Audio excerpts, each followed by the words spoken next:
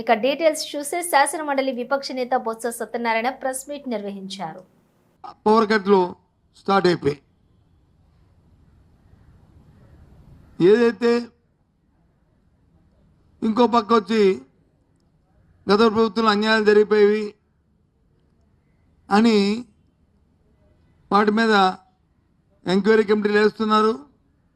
మళ్ళీ ఆ రిపోర్టులను వచ్చి అప్పుడున్న అధికారంలో ఉన్న ఆ అధికారులు వచ్చి వాళ్ళే తప్పుడు రిపోర్ట్ ఇచ్చేస్తున్నారని చెప్పి వాళ్ళే చెప్తున్నారు. నాకు అర్థం అవ్వట్లే అసలు ఏమి ఆలోచన చేస్తున్నారో, ఏమి జరుగుతుందో, రాష్ట్రంలో ఏం కార్యక్రమాలు జరుగుతున్నాయో అర్థం అవ్వట్లేదు. ఇవాళ ఉదయం కూడా చూసాం. మళ్ళీ అవసరమైతే మళ్ళీ రిపోర్ట్లు తెప్పిస్తాం, మళ్ళీ చేస్తాం. ఫ్రీ బోర్డింగ్ అన్నారు. అక్రమాలు జరిగిపోయి విశాఖపట్నంలోను, విజయనగరంలోను, శ్రీకాకుళంలోను, రాష్ట్రంలో అన్ని చోట్ల ఎన్నో అక్రమాలు జరిగిపోయి వేలాది ఎకరాలు వచ్చి ఫ్రీ బోర్డ్ చేశారు. అవన్నీ ఆపుతాము అన్నది. ఎక్కడ ఏం జరిగింది గత 9 నెలలు బట్టి చెప్పండి. ఇకపోతే విద్యారంగం మీద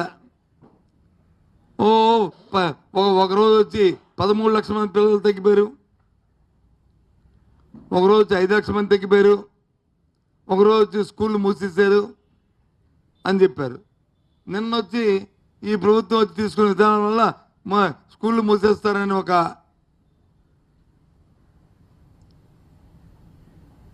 తల్లిదండ్రుల నుంచి అలాగే అధ్యాపకుల నుంచి రాగానే ఒక స్కూల్ కూడా మేమని తిరిగి వాళ్ళే స్టేట్మెంట్ ఇస్తున్నారు.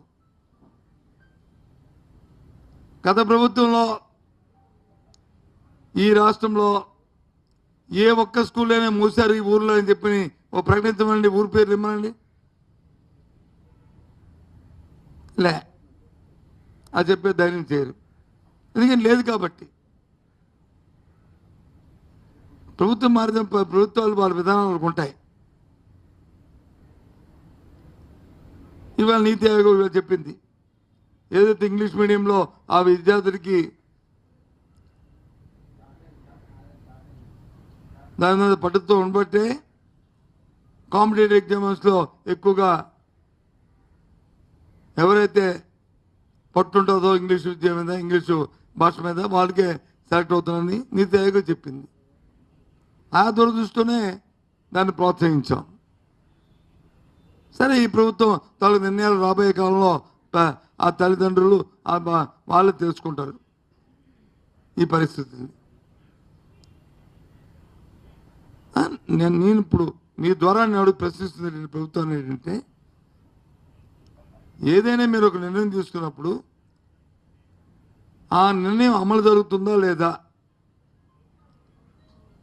ఆ నిర్ణయానికి ఏమైనా ఒక టైం బౌండ్ ఉందా లేదా, ఒక కార్యక్రమం ఉందా లేదా మాకు. ఎందుకంటే ప్రజల తరపున మేము మాట్లాడుతుంది, మీ పరిపాలనలో మీ విధానాలు ఎలాగుంటే మాకు సంబంధం లే.